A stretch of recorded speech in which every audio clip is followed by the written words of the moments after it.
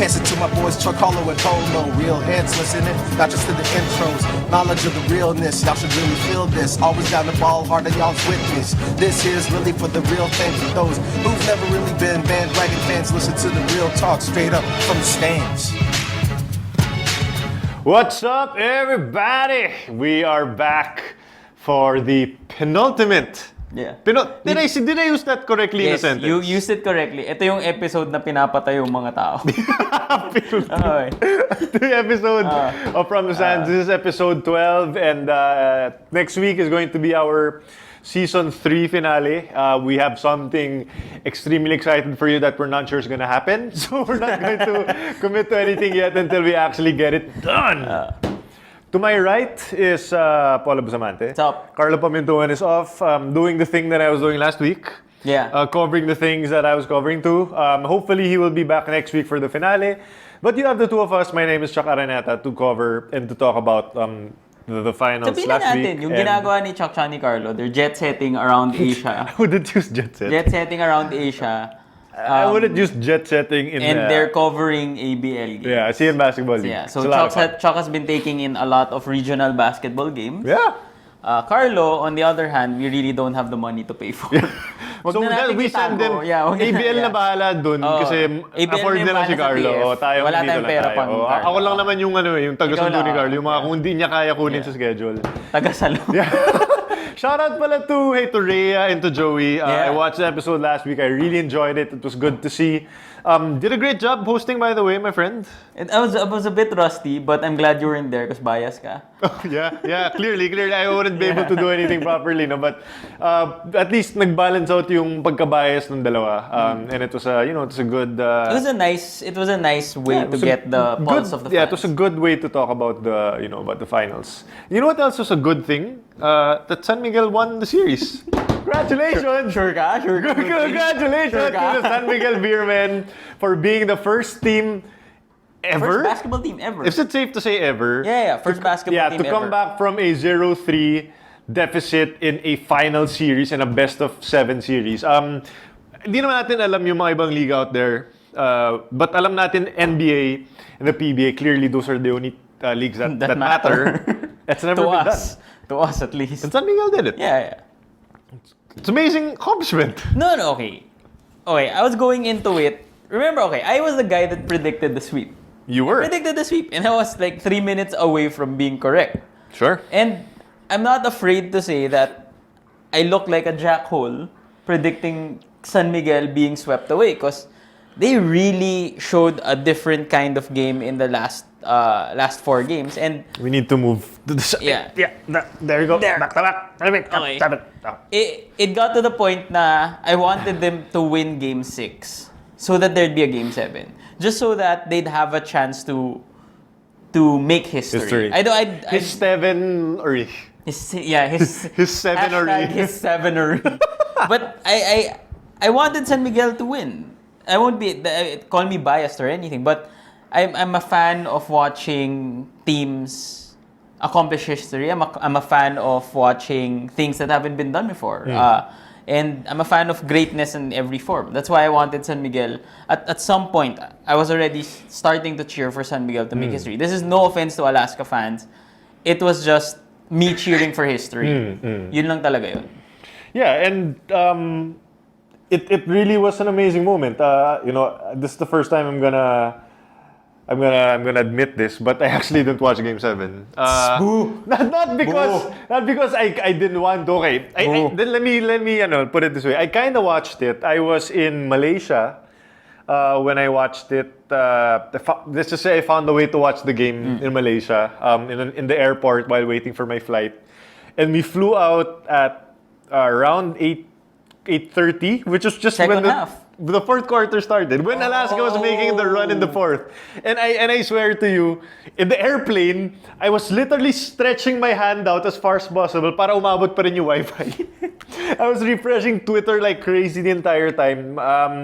And yeah, I had no idea what happened until I actually landed back in Manila 3 hours, to see that Alaska had made and San Miguel had made history. Alaska made history. Yeah, they made infamous history, Yeah. diba? So it was an amazing thing. So I can probably say that I did not have the same reaction as maybe Filipinos did in the moment because you guys actually saw a history unfold. Ako, it was kind of a delayed via satellite yung history ko. But it was an amazing accomplishment for San Miguel, and it's something that they're going to hold on to forever. That they are the first team to ever make it back from a 0-3 deficit. For Alaska, it's the exact opposite. Now, here's my first question to you, Polo.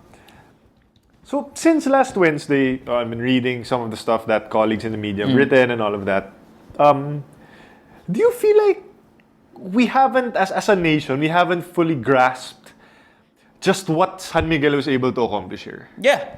Parang No, do you feel like that's parang we're talking about San Miguel is the champion, that's great. But they came back from a 0-3 deficit and they won 4 straight games against Alaska. And I feel like we have not di pa natin masyado na figure out na this is the greatest comeback in Philippine basketball history, or maybe arguably in basketball history, coming back from 0-3 in a final series, and it feels like we've sort of downplayed it.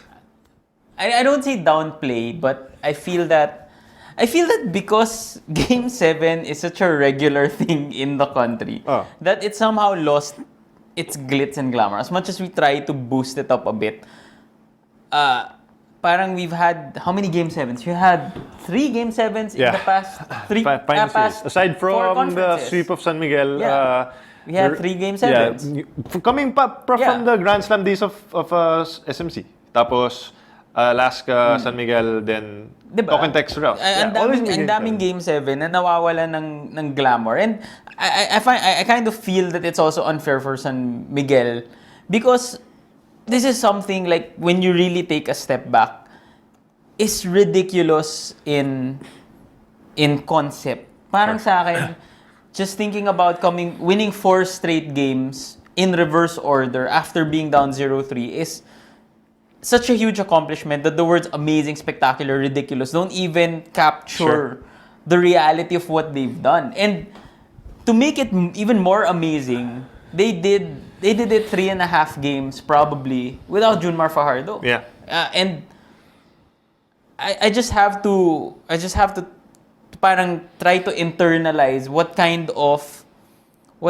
I hate the word heart, but what kind of, got a lot of heart, man. What kind of internal fortitude, what kind of adjustments they had to make to be able to win the game, to be able to win game after game after game, and keep them motivated to win game after game after game. And at the same time, we also have to take a look at Alaska and realize just how big a meltdown they had. I mean, you have to take a look at both sides of the coin. And if you're realizing the greatness of San Miguel, you also have to realize how much it sucks for Alaska to be 3 minutes away from winning a championship and then not being able to close it out in the next 4 games. Yeah.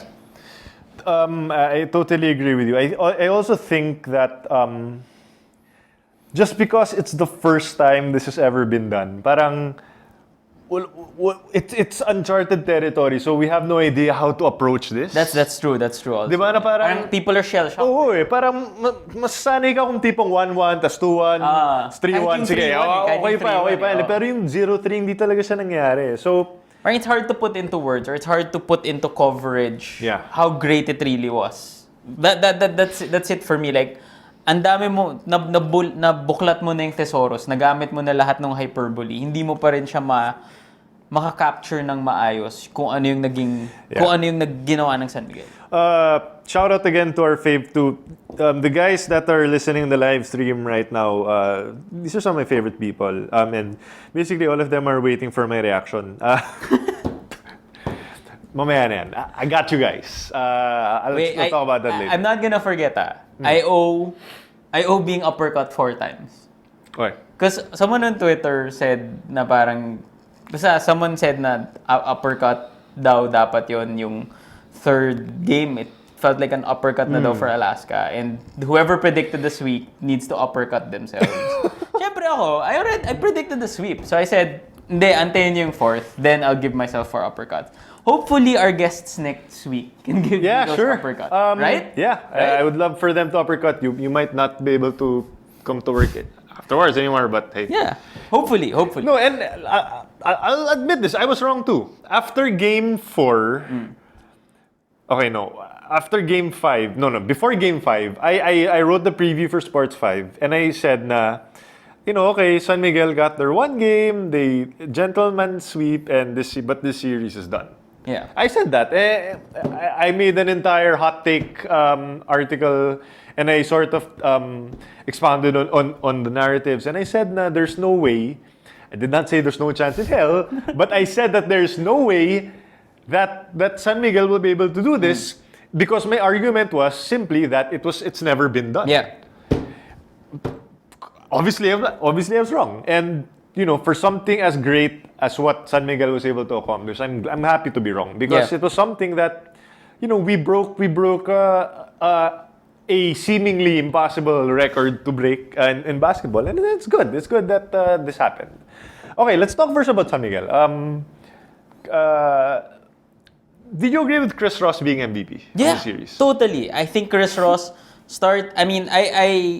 I was helping out Hael with our graphics last week. So he asked me to do some research on Chris Ross and Vic Manuel on their stats going into the game and going into Game 7. And then when I did the research, I found out that Chris Ross barely broke the 20-minute mark in his first 3 games. And he was coming off the bench. Sure. And then starting Game 4, he was started. And from then on, from Game 4 to Game 7, he averaged 12 points. 12 points, I think 6 rebounds, 6 assists, and 2 steals. Diba? Those aren't Junmar numbers. Those aren't even Arwind Santos numbers. But the stats don't capture just how much Chris Ross contributed to the team. Chris Ross was the spearhead for that awesome San Miguel defense, which really shackled Alaska. Putting Chris Ross out there and playing him for 34, 35 minutes, a good 38 minutes even sometimes, meant na you had a pit bull always to pressure guys like JV Casio and to pressure Banchero and Hazul. Parang Chris Ross gave Alaska a taste of their own medicine. You're gonna press me, I'm gonna press you. And his steals, his shots, his attacks won't come in flurries. They're not gonna be an explosion of Chris Ross points, but they come at very timely moments. Yung mga moments na Alaska's making a run, and then he'll just bring down the ball casually and then zoom into the paint for a wide open layup. Yeah. Those things like that can really kill a run or can really start a run for San Miguel. And it's not about the numbers when it comes to Chris Ross. It's never been about the numbers. It's never been about, but it's always about the impact. And Chris Ross was the most impactful player for San Miguel. Can I ask you a question?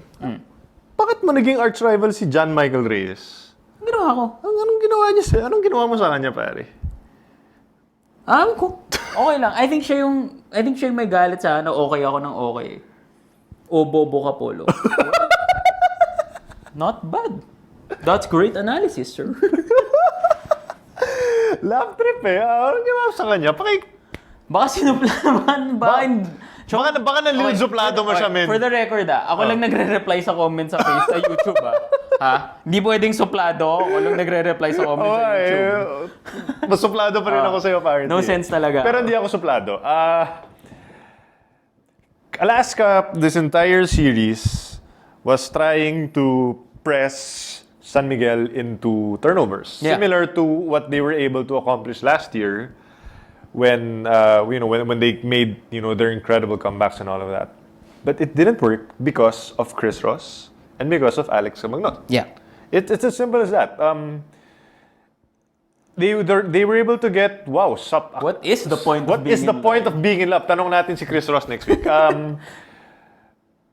I forgot my point. Okay. Chris Ross, Kabagnoat and Ross, we're just so prepared. We're just so sort of in sync with each other that they knew when someone when one of them in the backcourt needed help bringing down the ball, or they also knew kung kaya ni Alex to bring down the ball by himself. Coach Compton, before Game 5 or Game 6, he said in an interview, I talked to him, and he said na a lot of people are wondering why Alaska is unable to play with the pace that we're used to doing. Yung takbuhan, full court press, trap, and all of that. The answer simply was, you can only do a trap if there is someone in the backcourt. Well, not always, but if there is, for example, you're in offense, there has to be at least 2 people in offense still in the backcourt so that the other person can help, diba? Tapos mag-react na lang, mag-send ng trap. But what San Miguel does is they only have one ball handler bringing the ball up. That's the level of trust that Coach Leo Austria has for both Compton and Ross, that Cabagnot. even though for Cabagnot and for Ross, Compton can break that press. Sure. Like in his prime. Yeah. Na kahit may Ping Eximiniano sa harap niya, hindi, kaya ni Chris Ross ibaba yung bola. And that's something that, again, is a credit to the wonderful performance of both Ross and Cabagnot. I think if you were to describe Chris Ross, he was the most impactful player, but Cabagnot was the most consistent, in my opinion. And because of Cabagnot's consistency and Chris Ross's impact, they were able to stay on the court long enough and be basically walking mismatches for San Miguel, to the point wherein Alaska had to shuffle guys like Examiniano or even JV Casio in. Sure. I'm sorry, but JV and Ping, Ping is great on defense, but offensively, it's tough to leave him out there for long stretches. Yeah. When he can contribute on offense, especially if you're bleeding for points like Alaska. And JV just had a horrible series all around. Oof. Defensively, offensively, he wasn't the same JV Casio, or he wasn't the JV Casio everyone was hoping for. And in that sense, medyo naggulo rin yung rotation ni Alex Compton. Pero, who is JV Casio? Should we save that for later? Okay, remember? Okay. Should we save that for later? Sige, let's save that for later. Who is JV Casio? Let's just leave it at that. Balikan natin siya mamaya. Sige. Who is JV Casio? That's a doozy. That's such a difficult question, and we need to tackle that later. So we talked about Chris Ross. Let's go into one thing now. We had a discussion, semi-argument about Sure. on Twitter. Arwind Santos. Okay. In my opinion, I'll go where this. I'll take where this is coming from. Sure. I wrote an article on whose stock went up and went down for Slam, and I had Arwind stock going down after the finals. Number one, I put Arwind there because I didn't want to put all Alaska players. Sure. If I had to pick one San Miguel player, I felt that it was Arwind Santos. So you're just being diplomatic. Yeah. Because I didn't want to pick on Alaska so much. I could have put a lot of other names there, but I decided na if I had to put a San Miguel player there, it was Arwind Santos. But I felt that it was justified because even if San Miguel accomplished such a historic feat, nakulangan pa rin ako kay Arwind Santos. I felt that in games 1 and 3, I mean, the 0-3 might have actually been prevented if Arwind Santos played much better in games 1 and 3. And that's really where I was going for. You disagree with me. I just wanted to ask you this na maybe hindi ko natanong on Twitter, but has speaking to Arwind given you a different mindset or different take on him? Because you get to interview him. I wouldn't say. I'm not saying it softened you. No. I wouldn't say it gave me a different take, but it sort of made me see a different side of Arwind Santos. No, actually no. I'll put it this way: it validated my theories or hypotheses about Arwind Santos and his mindset to basketball. Okay. Because when I talked to him before game 6, he would always tell me that hindi naman siya yung go-to scorer ng San Miguel. He said that he's never been that guy, or he's never felt that he needed to be that guy. He just wanted to focus on defense, he just wanted to focus on rebounding and all of that. Now, critics might say that's sort of a cop-out excuse. And I think, you would probably say that as well, na parang, if you're Arwind Santos and you have all of these physical gifts and talents, then more should be expected of you. Yeah. But I just think that there are some people that just aren't wired that way. And I think that there are some people that are just, who are more content to be to just be in the shadows than to be complete in the spotlight. Now, that's not saying that Arwind Santos is someone na parang backup lang siya or whatever. No, he's a freaking star. Like, Yeah. he's an MVP. He's won Best Player of the Conferences before. He's won championships. He's a great player. But Junmar Fajardo just changes everything in the equation. And he makes everyone better, including Arwind Santos. And I also need to put this in perspective that and see Sir Sid Ventura also called this out, is that Arwind's 35 years old already. And he's not the same Arwind Santos who freaked everyone out because of his shooting, his timing on rebounding, on blocks and all of that. I mean, he can summon the energy to do that for stretches, but not for entire games anymore. And that's the reality of the Arwind Santos we got during the 2016 finals, Philippine Cup finals. Na we can't get peak Arwind Santos anymore. I mean, he's gone. We get role player, dead eye shooter, Arwind Santos, floor spacer, the perfect complement to Junmar Fajardo. Okay. That's where I'm at right now. Okay, my take on it is, and maybe it's unfair for Arwind, like I said on Twitter. Maybe expectations are just too much for Arwind, especially at this age. But for me, having Junmar there, it was great when Arwind was able to accept his role in San Miguel and allow Junmar to be the man and turn over the offense there. But I feel that as the leader of the team, knowing that they were coming into a finals, a chance to win the championship without their best player, I felt that maybe Arwind Santos should have been better. There were moments in the game. That's completely fair. It's just siguro yung mentality. You said he's not wired that way. I feel that as the leader, he has to be. Has to be. Parang Junmar's their best player, but Arwind Santos. You could say he's their most important. Arguably, you could say that he's their most important. Because if he's not there, then they don't get the same floor spacing. You can't put Gabby and Junmar together. Arwind Santos is one of their most important players, and in games 1 and 3, I felt that he could have stepped up. It's great that he showed up in game 5.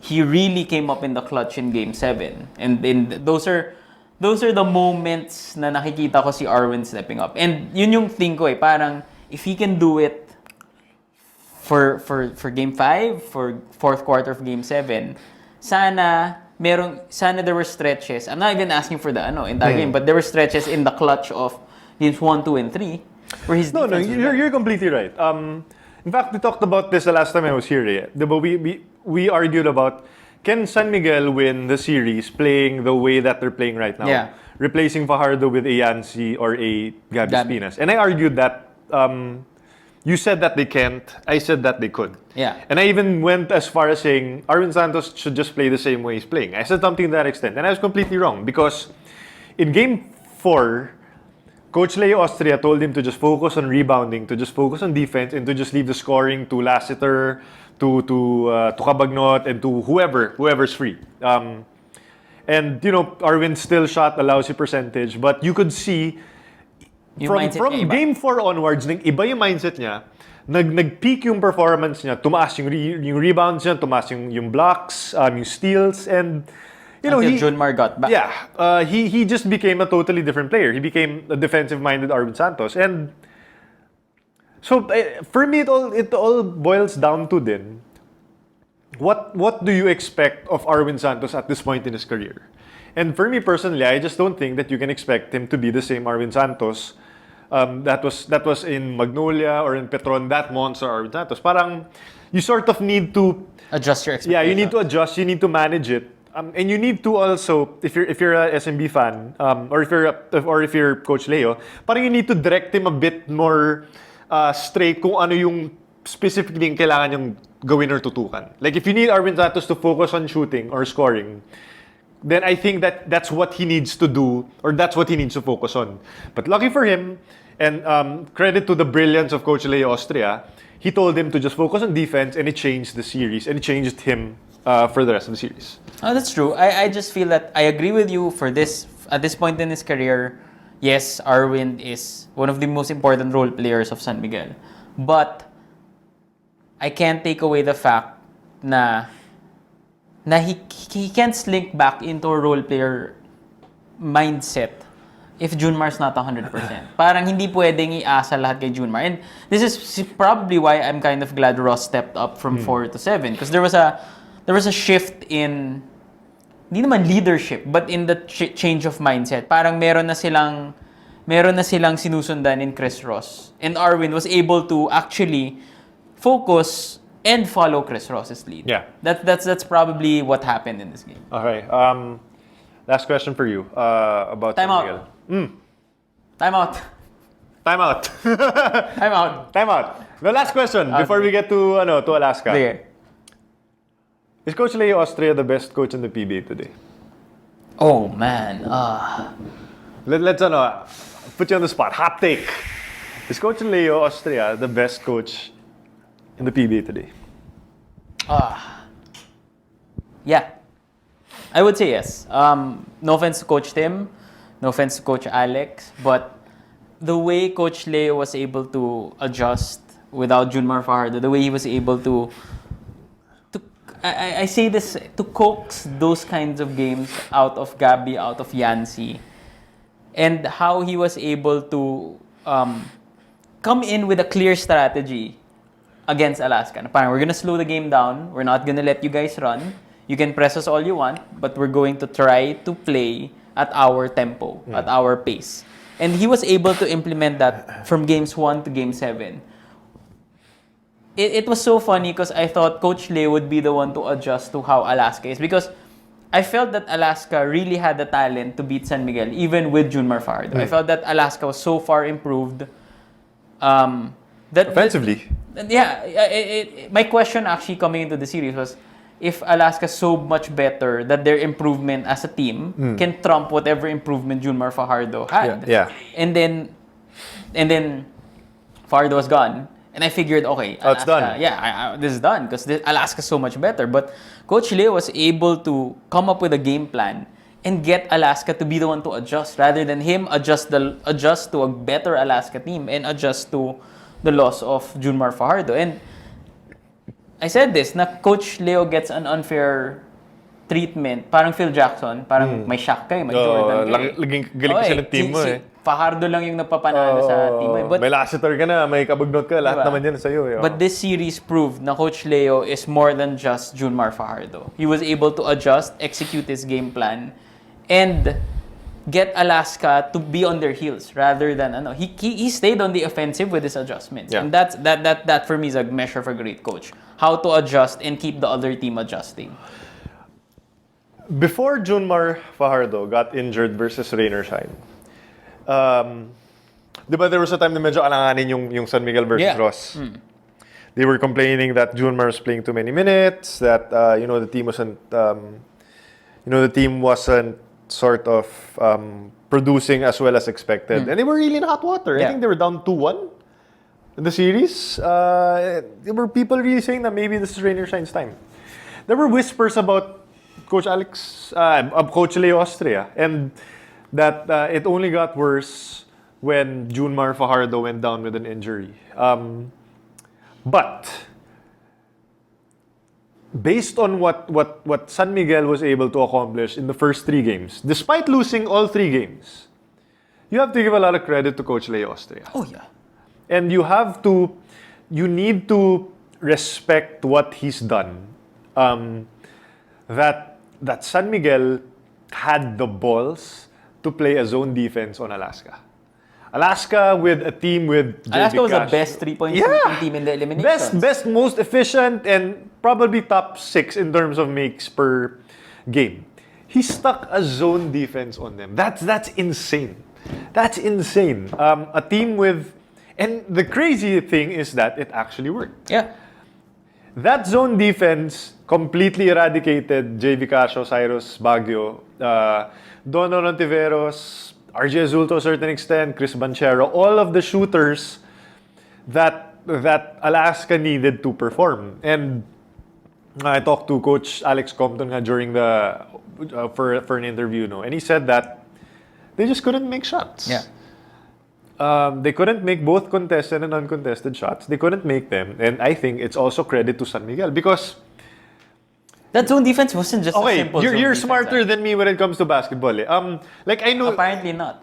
According to some commenters. Yeah, but don't worry. Bobo ka. Bobo din naman ako eh. Pero what was the difference of the zone defense of San Miguel versus like the regular garden variety zone na ginagawa natin pag may pick-up game? Para siyang matchup zone eh. Oh. In the sense na they were switching to whoever side was matched up. Alam, parang if Chris Ross was matched up to So it's a Banchero. moving zone. Yeah, it's not exactly a moving zone, but I felt that it was a matchup zone in the sense na whichever side Banchero was on, Chris Ross would move to that side. Kesa sa nandito lang si Ross, nandito lang si Cabagnot. Oh. If they see Banchero moving to the side, magsiswitch sila. Okay. And because the players that they used were more active. That's why Lutz was out there early. That's why Arwind, Ross, and Cabagnot were starting. And that's why poste mo si Yancy. Pag tinanggal mo si Lutz, pag pinasok mo si Lassiter, and then pinasok mo si Gabi, active pa rin yung zone mo. So that's what I felt was the difference. It wasn't just a simple they were defending a certain area on the floor. They were still matching up to the guys. Can I just interrupt you real quick? Tinanong ni Lloyd Fang kung if I'm okay, kasi I sound like I'm not feeling well. Naka-shorts lang ako. Sobrang lamig ng aircon dito sa NMF. But I'm fine, guys. Mas si Polo pa siya, may stomach flu eh. Ako yung may sakit ka. I'm fine, thank you for your... Pero sobrang lamig ng legs ko. Okay, go ahead. Mag-shoutout na rin ako kasi nagpa-shoutout si Marshman Boy Nicolas. Oh yes! What's up, Marshman Boy Nicolas? Okay, go. Alright. That was the difference for me. I felt that their matchup zone was very active and they were moving on a string eh. Okay. Praktisado siya. Hindi lang siya tipong kasi pag ako nagzo-zone, parang, nandun, okay. Uy, kayo mag-move. Diba? Help. Diba? So parang there was communication and a certain level of movement to their zone that wasn't just a normal zone. Yeah, and it's insane because I mean, they had to do that zone on the fly because if you have Junmar Fajardo, you don't need to zone. Like, you really will not get any, You teams shut really down the won't- middle yeah. with Junmar Fajardo. No one will be able to penetrate, Yeah. but they had just a few days to move from a life with Junmar Fajardo to life without him. And in the then- final series pa versus Alaska, the best team. And then move back to life with Junmar Fajardo. Exactly. And that's all Coach Leo. I mean, it's not all Coach Leo, but it was his. I would like to think that it was his idea, along with his brilliant coaching staff, that decided to gamble with the zone defense. And man, we need to give props to Coach Leo. I think. Yeah. You know what? Even if they got swept, I felt that them sticking that close to Alaska and being able to execute their game plan to slow down Alaska was hella impressive already. So, yun lang eh. Just put that in your mindset. Yeah. Parang the way San Miguel was able to do that for the first 3 games, was able to achieve the first 3 games. Whatever they achieved there was impressive already. And that's already credit to Coach Leo's plan. I feel like if anything, Coach Leo is an underrated championship coach. And it's weird because, it goes back to what you said na parang, all of the press goes to the stars of San Miguel and rightfully so. Pero, man, Coach Leo is the best at sort of spreading the wealth and knowing when to key in on a player, knowing the weaknesses of other teams. It's not an accident that they were trying to post up JV Casio. They were torturing him the entire series. And another thing also I noticed is that they tested the defensive instincts of Calvin Abueva. Like they robbed Calvin of screens. They swung the ball with him, trying to play the passing lanes. They knew that Calvin Abueva really operates may instinct talaga siya eh. May primal instincts on defense. And sometimes, if you watch the ending of game 4 when they went on the run, largely it was because Calvin Abueva made so many mistakes on defense. And again, it's not an accident because they just knew they keyed that's in true, on that's Abueva. true. They keyed in on Vic Manuel The in the 3-point fourth play quarter. of Espinas. Yeah. Diba? Those are all mistakes by even the shot of Arwind Santos that was a goaltend. They were keying on Abueva and Manuel. Hindi mo lang masyado nahalata because you don't think to try to challenge those two. But That's true. Coach Leo, fantastic coach, and hopefully we can get to talk to him soon. Hopefully. I'd love to pick his brain. We need to screen his schedule. Screen his schedule for taping. Okay. Anything else we need to talk about sa San Miguel? Wala. I think Wala. we covered San Miguel. I mean, props totally to San Miguel. They're out. They're in Galleria now celebrating their championship, rightfully so. So Yeah. I mean, hopefully in the coming days we can. Well, we won't be able to savor it because tomorrow. PBA Yeah, na. we start again apparently. Yeah.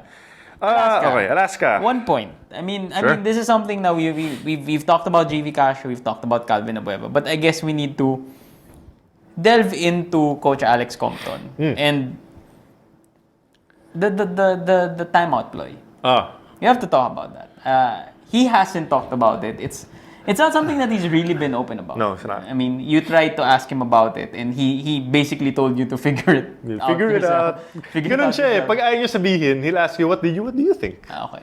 What do you think? It's a nice way of saying no, no? Yeah, especially nung Game 5. Game 5, di ba? Pasok siya sa press con, galit na galit si Compton. Like, Compton is one of the most fun interviews. But after Game 5, he was, boo. As in, Natakot kayo lahat. takot diba? kami lahat, pare. As in, no one was talking. He was asking, look at the, para siyang teacher. Look at the stat sheet. What stat jumps out to you the most?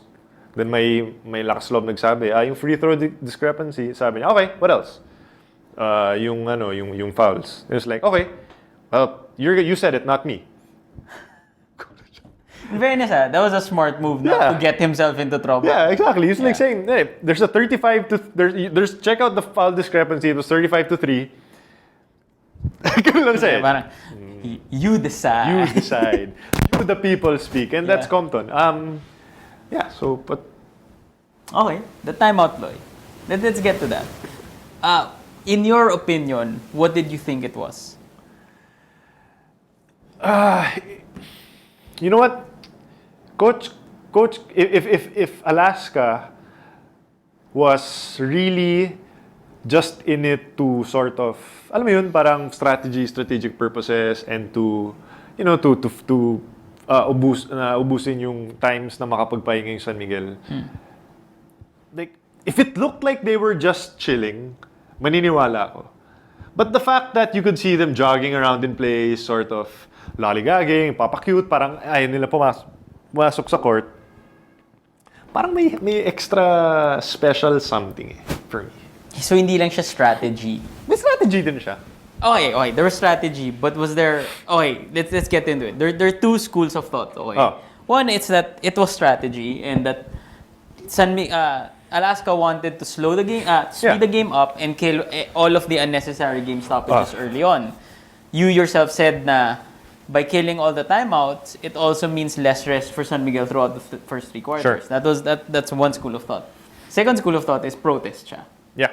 Protest siya in the sense na for you to be able to do that in a Game 7 with your team trying to win a championship, you have to be able to get the go signal of a level that's up to the top to be able to do something as ballsy as that. So, yun yung feeling ko na there was an agreement from top to bottom that it was a protest move.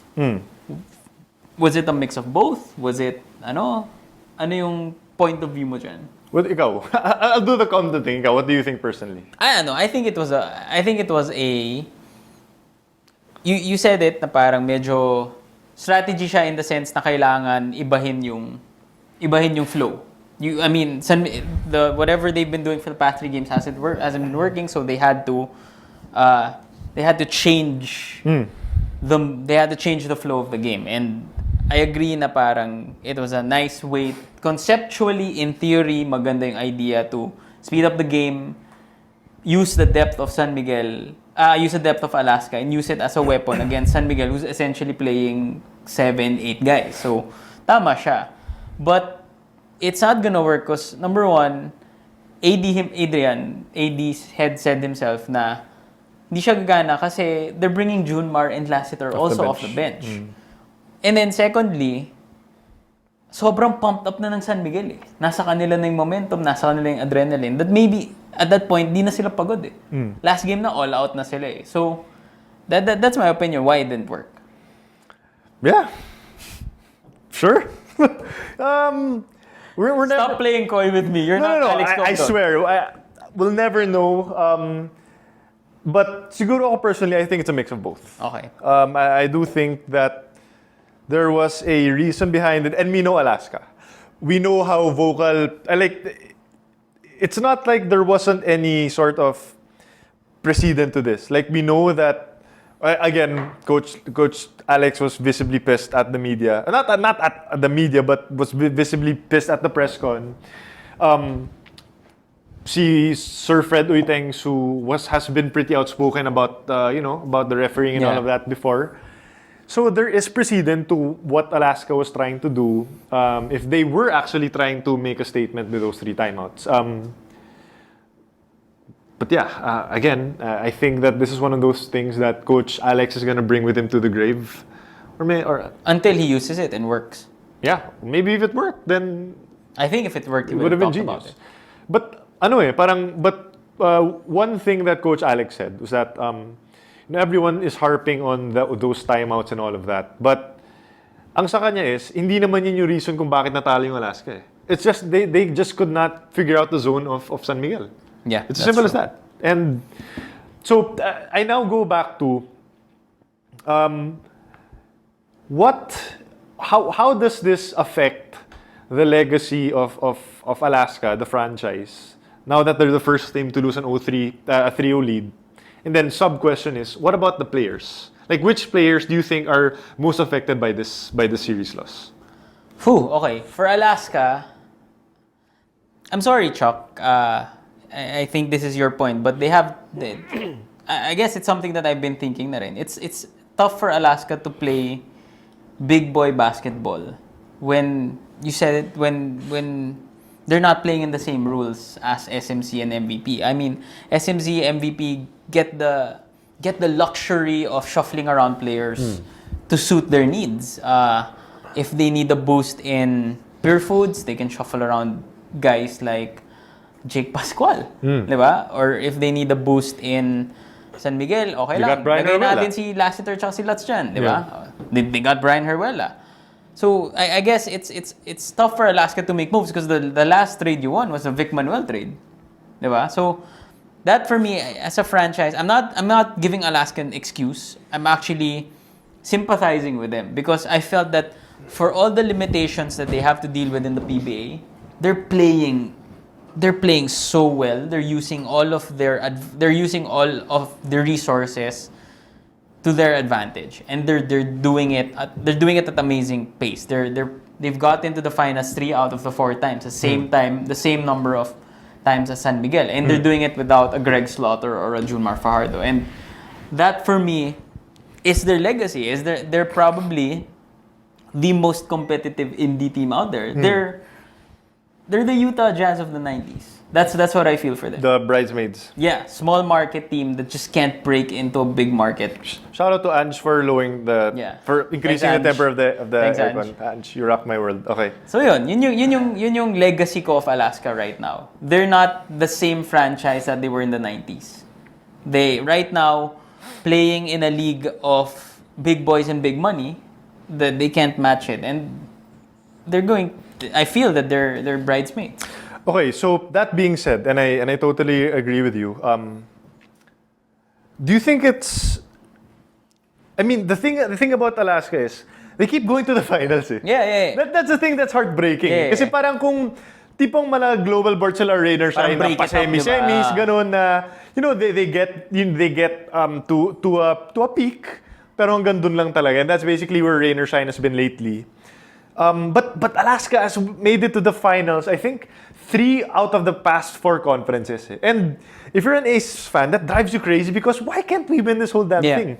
If you're an Alaska fan, Polo, would you judge or would you grade this Alaska team on the same curve as you would as a San Miguel fan trying to grade San Miguel? You can't not grade them any other way. That's a problem. Eh. To grade them Alaska. to grade them any other way invalidates any other championships that they won. Invalidates the Grand Slam that they won. Invalidates the 2013 championship that they won. It's unfair for Alaska. It's unfair for the entire league. That's the reality that they're facing. That in order to be recognized as great again, they have to notch that ship. They have to notch the championships down. And yun yung unfair sa kanila. Because the crazy thing in the PBA is if the playoffs start, you can still make trades to get players. Sure. So let's say nga na injure si Cabagnot coming into the Commissioner's Cup and they need a point guard, they can move guys. They can get RR Garcia if they want. Exactly, diba? So parang yun yung thing doon. Alaska doesn't have that same luxury. Kung ma-injure si Banchero, knock on wood, going into the next... You're gonna have to go with Hazul, Casio, and Ping. No, and then you're gonna have to get Kevin Rakalov to contribute more. Exactly. Yeah. So yun yung thing doon. You work with what you have, and that's the unfair thing about Alaska. Or any other indie team for that matter, but specifically for Alaska because they're the ones that keep on getting to the finals. Shout out to Zedric Reyes. From Singapore, listener since the Podbean days. Whoa, man, my friend. Podbean! Shout out to Podbean. Salamat sa suporta. Na binayaran namin. Binayaran namin. Yeah, so that's really where Alaska is. Si Compton again raised a really interesting point and putting things into perspective. Kasi people are saying na, blow up the team. Let's start from scratch. Let's trade everyone who's not performing well. The question is, who out there do you actually think is gettable for Alaska? That's a great point. Who can you get? And especially if you're a global port. You're thinking, okay, I want to make a trade. Do you actually trade away a player that will help Alaska, a team that's made it to the finals at your expense? Exactly. Diba? You're not gonna help him out. Neither will Ginebra or Pure Foods because they're under the banner. Neither will any of the three MVP teams. And Rainer Shine doesn't trade. Yeah, diba? Unless Rainer Shine it's rebuilds and retools. Exactly. So kumbaga, the only teams that the last trade that Alaska made was getting Vic Manuel for Aldrich Ramos. And that's a steal, by the way. Yeah, which is a great trade, by the way. But those trades don't happen every day. It takes. I don't know what happens behind the scenes, but it takes so much for Alaska to actually consummate a trade because nagdidibs yung SMC sa Barako, nagdidibs naman ang MVP team sa Blackwater, diba? And Mahindra, who the hell knows what Mahindra's doing? So it's so hard for Alaska to actually get anything done because if you're Global Port, if you're Barako, you just saw JV Casio have such a nightmare final series. Would you trade him for RR Garcia? Exactly. Diba? You just saw Cyrus Baguio have a great start and then sort of falter. Same thing for Don Ontiveros in the series. Who are you going to trade and receive Don Ontiveros and Cyrus Baguio? And that's not a knock on those two players. It's just that, they're veterans and they're basically... Their destiny is to finish their careers as Alaska Aces. And it's just so hard to rebuild because Alaska doesn't have the same overflowing talent that's just wasting away on other teams' rosters. Brian Heruela. They basically have to maximize each and every player they have because that's all they have. And it's really just hard. It's a lot. I know it's easy to say blow it up and try to get whoever player, but we need to look at both sides. Na parang, if you're a team, are you willing to actually give up your commodities or your talents to get Alaska's? And sometimes the answer is no. And also, will Alaska give up key players like Banchero, Hazul, Abueva? I mean, those guys were keys to them in the finals, and I doubt that they're on the trading block anytime soon. Okay. Kasi lang, lumalabas yung pagka-Alaska. No. No, I sympathize with that. I'm just saying that because, and I'm not. You're answering the question. I'm not defending Alaska. Okay. I'm not defending Alaska. Aminin ko na nga ito ngayon. Going to, but I might as well. Let's save the Commissioner's Cup preview for next week or whatever, some other time. Yeah. So I started. Seryoso bigla no.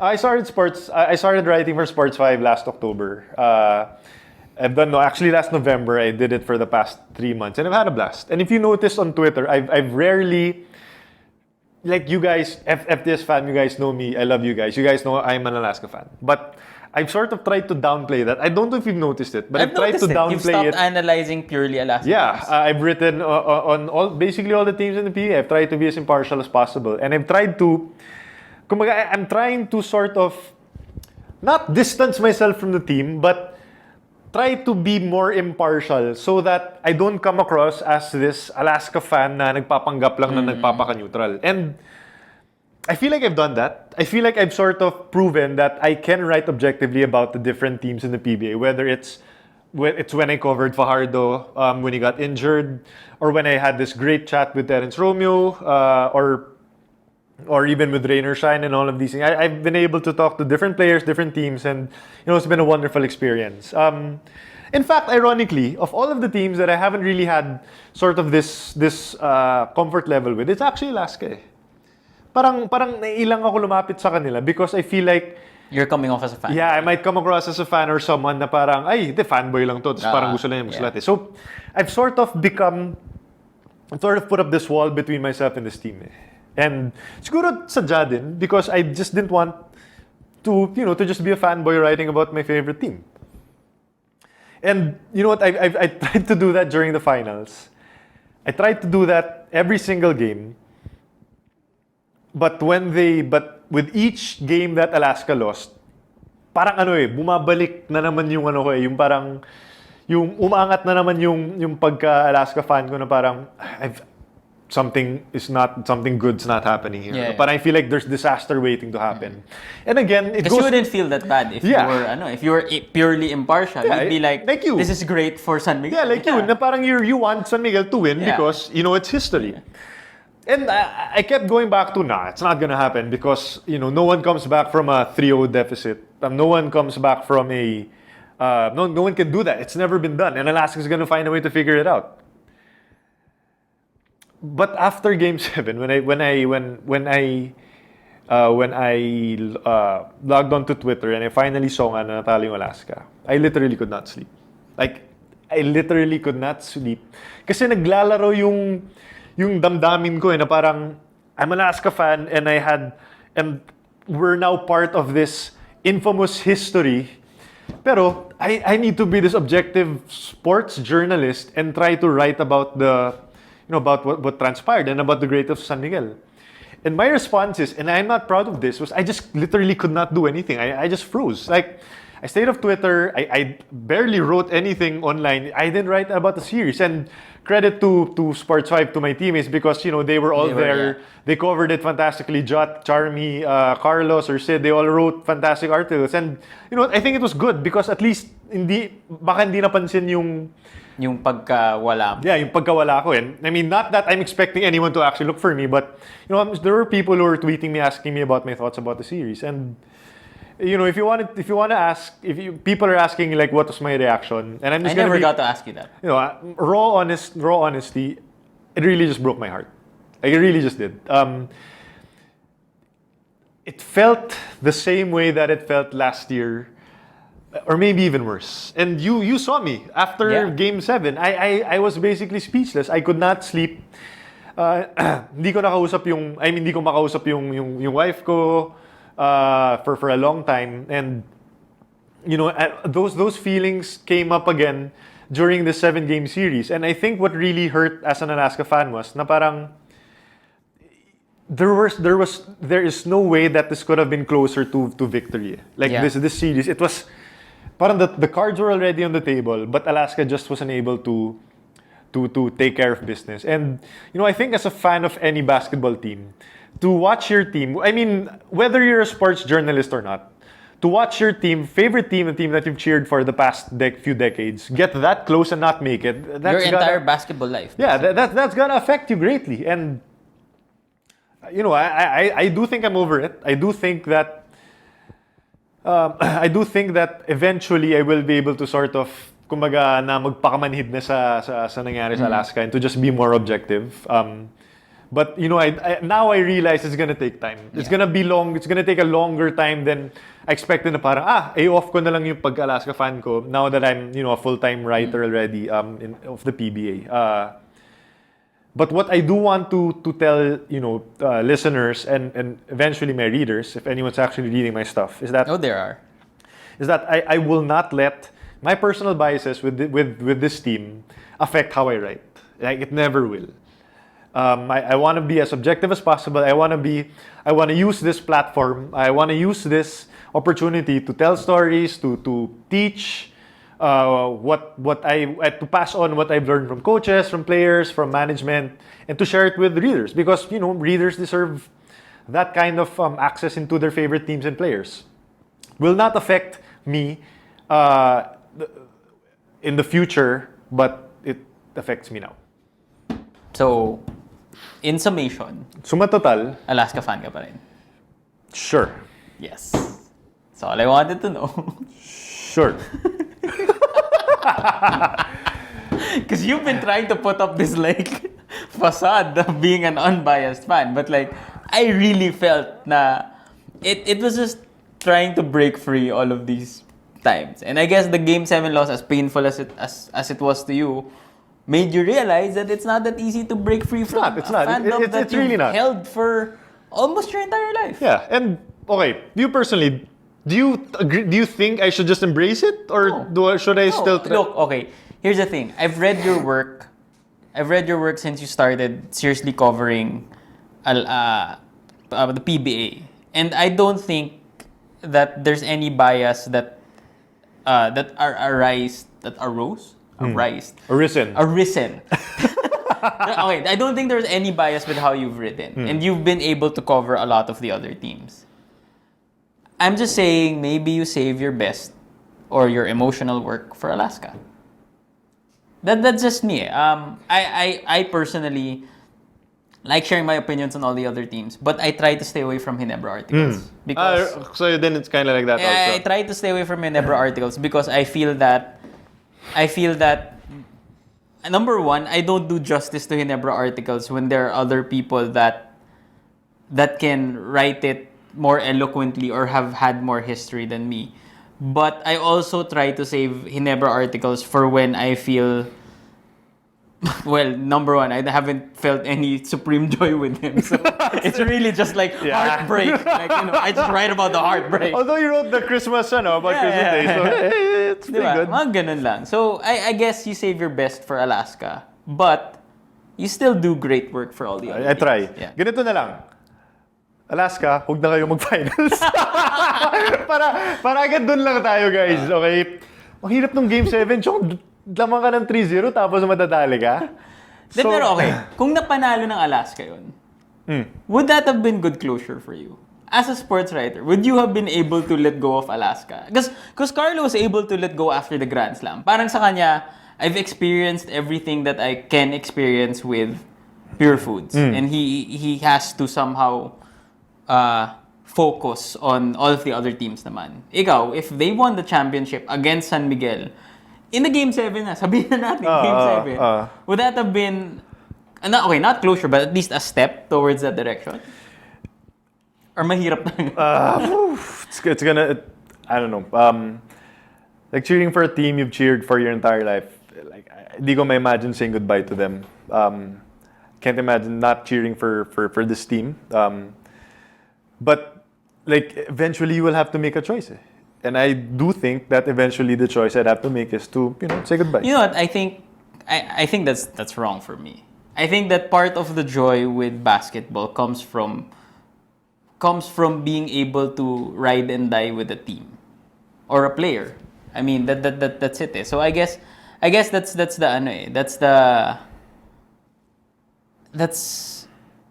what keeps you coming back.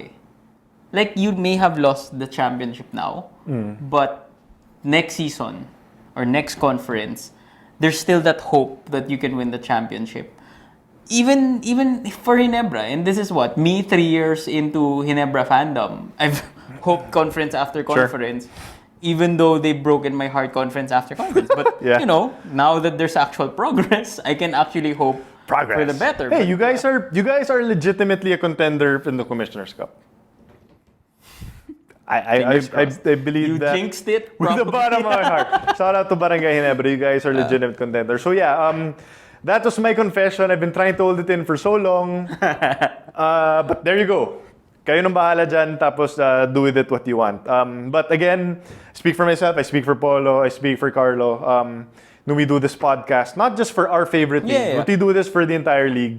Same thing with our writing. We try to shed insight. We try to tell stories for each and every one of the teams in the PBA, because we recognize na there are so many passionate fans out there for your respective teams. Kumaga, there is a Chuck, there is a Carlo, there is a Polo for each team, supporting each team in the PBA, probably except for Phoenix. As evidenced by our guest last week. Yeah, except for Phoenix.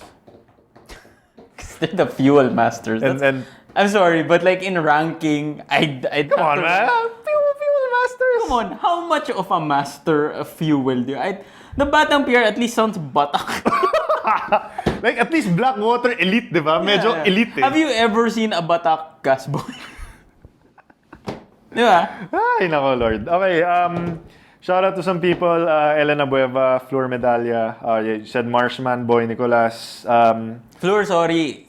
Kasi laging Lyndon Garcia, my main man Hael, who did our graphics kanina. Yeah. Si Flor nag-request siya kanina na Ross naman. Sorry, kasi laging nagpa-finals yung Alaska at SMB. So we'll get you next week. Yeah, we'll try to get you next week. For sure. We'll try to do something with Rain or Shine. Lloyd, Fang, yeah, Anthony Patino, George Vincent, and we got a lot of Sashimi Moy Brigido Castillo from the Kingdom of Saudi Arabia. Yeah. John Chino De Vera. Di Makulangan. Yeah, thank you guys. Thank you for supporting FTS, and thank you for also following what was a fantastic Philippine Cup conference.